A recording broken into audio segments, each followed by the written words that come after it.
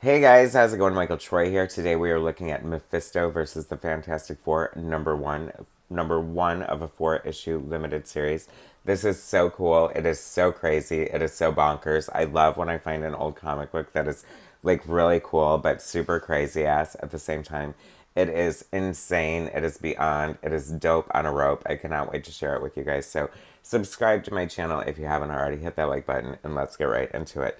Let's start unpacking this. So this is from Marvel Comics. I believe this was a Mephisto versus miniseries from 1987. Can you believe it? $1.50, and this was like a high-end, limited series with good paper, the Baxter paper. Look at this gorgeous cover by John Bolton. I don't know if I realized all these years that this was by John Bolton of classic X-Men fame, Murata the She-Wolf, I think Black Dragon or Black Knight or something. Anyway, gorgeous, right? So let's do this. So this is Mephisto, but like I feel like it's Mephisto versus. So like the first issue is versus the Fantastic Four.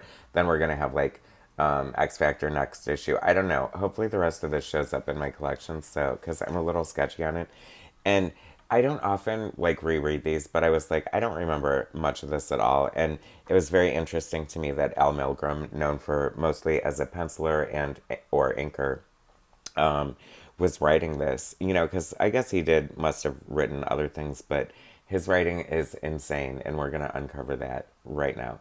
So we have "Give the Devil His Due." This is very satanic in a lot of ways.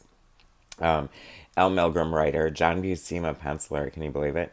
Bob Wiacek inks, Rick Parker letters, George Russo's color, and Ralph Macchio editor, Jim Shooter editor in chief. Marvel was realizing the popularity of like the X-Men miniseries were like successful, so I feel like this was sort of like stemming out of that. Like, what can we do? Like, what exciting series? And this is great. You open with the splash page, this beautiful page by John Buscema, the great John Buscema, of course, the artist of How to Draw Comics the Marvel Way. So, who can ever argue with his talent and worth in the industry? Inked by Bob Wiacek, one of my favorite inkers. I really love his ink. I feel like he's a less assuming inker. I always feel like his strength and talent is sort of representing the pencils in the best way possible. Like, you do see a little bit of his style, but he's not as stylistic as a Terry Austin or like when you get like a Bill Sienkiewicz inking somebody or a Klaus Janson or somebody like that, obviously. I think he's definitely one who brings out the best in the pencils, and I really enjoy his inks a lot. He inked Paul Smith on the X-Men, John Byrne on Alpha Flight. I mean, you know, he's got the chops. All right, so beautiful shot. I love Reed diving down this elevator shaft here. This is great too because it's like a moment in time. You know what I mean? Like you can tell what era in the Marvel universe this is just by looking at this. Although, they have the blue and white costumes that Byrne introduced geniusly when they return from the negative zone, the unstable molecules, like reverse the colors or some whack-a-mammy, like sci-fi bullshit or whatever, but I was living for it, so.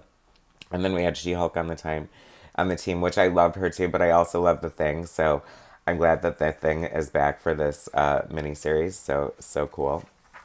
Um, Franklin is here, and I have to say, you guys know if you watch my channel how like obsessed I am with John Byrne, but one of his Achilles' heel weaknesses is like he draws horrifying children, and that does include Franklin. And I have to say, seeing Franklin drawn by John Buscema here, I was like, oh yeah, this looks way better. Not to say that I like John Buscema's art better than John Byrne, because John Byrne is low key my favorite, and nobody will top him ever. Okay, so don't even try. But I realize as much as I'm giving up the ghost, John Byrne draws terrible children. I can just see that horrifying splash page of Franklin in the red pajamas, built just like a Teenage Mutant Ninja Turtle walking through. Anyway, so then we have.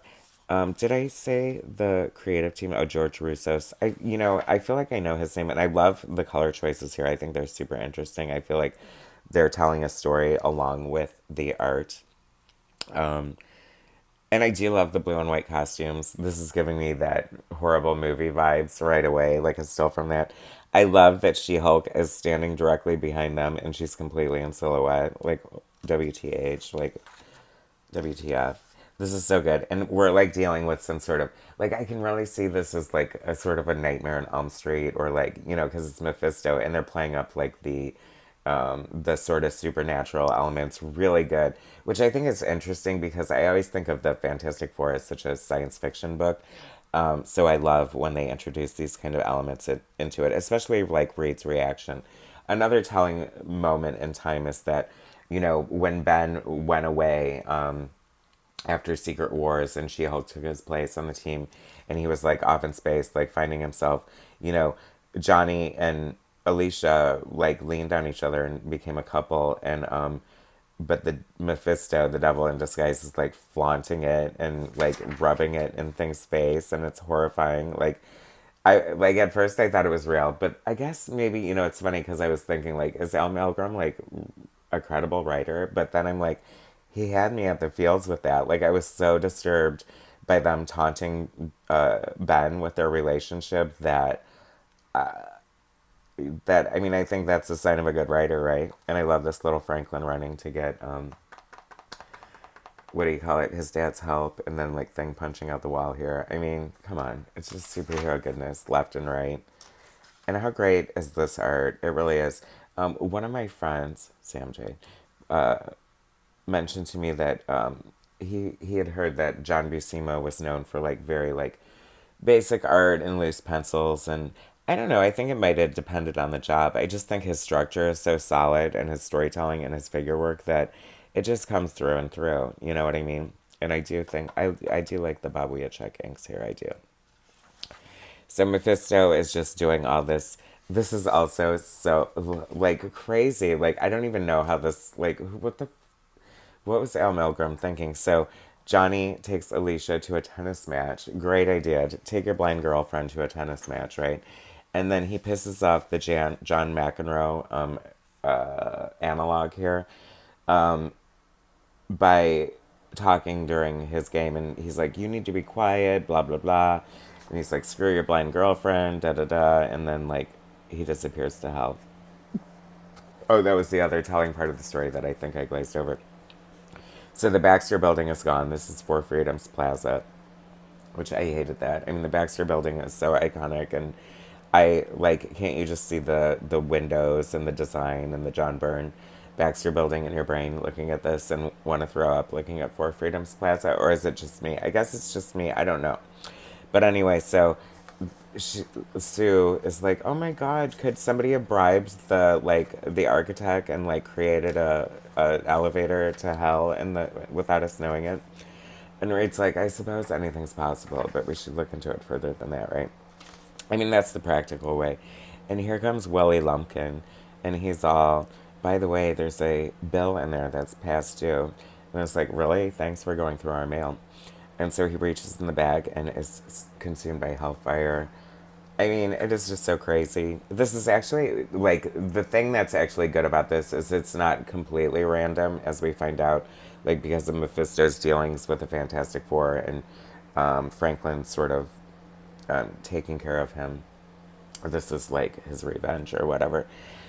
Evil She-Hulk face, so creepy, love it. It's so funny because at first I was kind of like put off and like freaked out by it because I just like just the dialogue is so crazy and like the actions of the characters is so weird and everything. But now I'm like low key obsessed with it and I love this and I can't wait to find the rest of this series. And you guys need this in your life. Do you remember this? It's so good, right? Look at this great splash page. Nobody really draws a better Mephisto than John Buscema, and interesting, right? Because I was thinking about like the Storm and Ilyana miniseries, but that was, you know, Belasco and but very like, and I'm not trying to say that John Buscema necessarily had tied to the occult, but did he? I don't know. I don't want to start any rumors. This is cool too. Mephisto like peels things husk and to reveal like his pussy interior. I mean, I don't know. There's just a lot of good stuff going on here, and I have to say, like hindsight's 2020. This is so good. This feels like signature John Buscema. You know, I often talk because it's really, as much as I'm going into the story this time, it's always about the art for me. But I feel like there's certain hallmarks of artists that you recognize as their signatures, and that is such a Buscema hand with an energy signature coming out of it. And gorgeous, just gorgeous. I love this. Oh my gosh! Once again, of course, you know, because I'm going to bring it up. I would love to see the artist edition of this. I do have a John Buscema Marvel artist edition, and I highly doubt that any of this is in this, but it would be grand if it was. So coming soon. All the more reason to like, subscribe, share, and turn on the notifications so you know when I'm going to bring you more stuff that you didn't know that you needed in your life. And I also love the random like impossible comic book crossover, even if it is just an ad, but like Gumby and Pokey appearing in a Marvel comic book. Right? How cool. Mephisto. I mean, John Buscema, like, seriously, whoever underestimated your art should be ashamed of themselves because this is just beautiful, beautiful page after page. It's making me want to look at that Silver Surfer thing he did with Stan, right? Oh my god. Beautiful art. The Nom. I think I covered that. If you look through my log, look at my log. Beautiful here. And of course, this is another Michael Fitztroy, what do you call it? Realization, revelation, or whatever. I feel like this is the one and only time that the zipatone is used in the entire book. And it's so used so effectively on this invisible power of Sue. And I love it because I love zipatone. Okay. And Sue looks so cool there. And this is fun. And like Mephisto, of course, with his fuckery, like tricks them all. And it's just horrifying and ends badly. And now we have to wait until next issue when Mephisto confronts X Factor and sympathy for the devil. Like, you just always have to use sympathy for the devil. It's like an unwritten rule. How cool is that? More coming soon, hopefully. Very fun. Did you guys remember this? Like, espouse and share the love and joy of the series in the comments section. Hit like, share my content, bring more later to you guys, because that's what I do. Anyway, thanks for watching. Bye.